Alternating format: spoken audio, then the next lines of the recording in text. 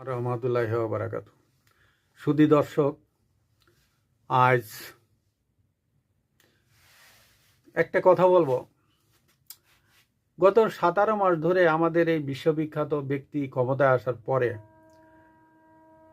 দেশে একটার পর একটা যেভাবে মব সন্ত্রাসী হচ্ছে, তাতে করে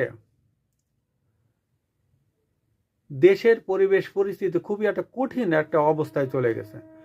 সারা বিশ্বে আমাদের ভাবমূর্তিগুলো নষ্ট হয়ে যাচ্ছে একটা একটা করে।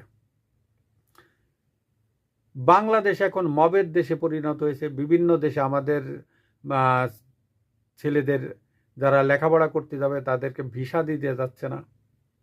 ভুটানের মতন দেশ ভিসা দেওয়ার আগে অনেকবার তারা ভেরিফিকেশন করছে এবং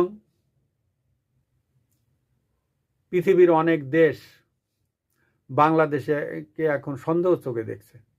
তেমনই একটা ঘটনা আমাদের বাংলাদেশে ঝিনেদার কালীগঞ্জে ঘটেছে। একটা হিন্দু সংখ্যালঘু মহিলা, এই মহিলাকে কয়েকটা ছেলে ধর্ষণ করেছে। ধর্ষণ করার পরে হয়তো সে বলেছে সে মানুষকে বলে দিব, তারপরে তাকে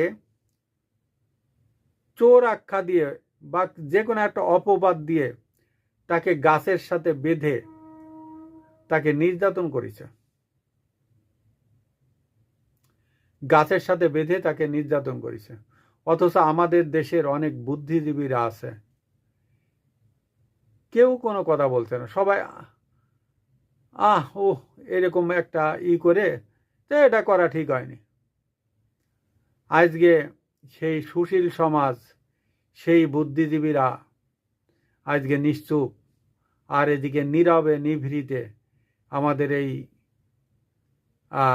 একটার পর একটা আমাদের দেশে ধর্ষণ হচ্ছে, খুন রাহাজানি হচ্ছে, কত ধরনের অপরাধমূলক কাজ হচ্ছে, অথচ তারা চুপচাপ করে বসে রয়েছে। সরকারের সাথে কোনো কথা বলছে না। তারা একটা কমিটি করে সবাই মিলে যেত, সরকারের কাছে গেলে চা বিস্কুট খাইয়ে চলে আসে। যেমন শেখ হাসিনার সময় একই অবস্থা হয়েছিল। কেউ কোনো বিষয়ে সাক্ষাৎ করলে শেখ হাসিনা একটা কথা বলতে চুপচাপ করে থাকে, চা বিস্কুট খেয়ে চলে আসতো। আমাদের দেশে রেকর্ড আছে, চা বিস্কুটের বিল 83 কোটি টাকা। সুধী দর্শক, আসসালামু আলাইকুম ওয়া রাহমাতুল্লাহি ওয়া বারাকাতুহু।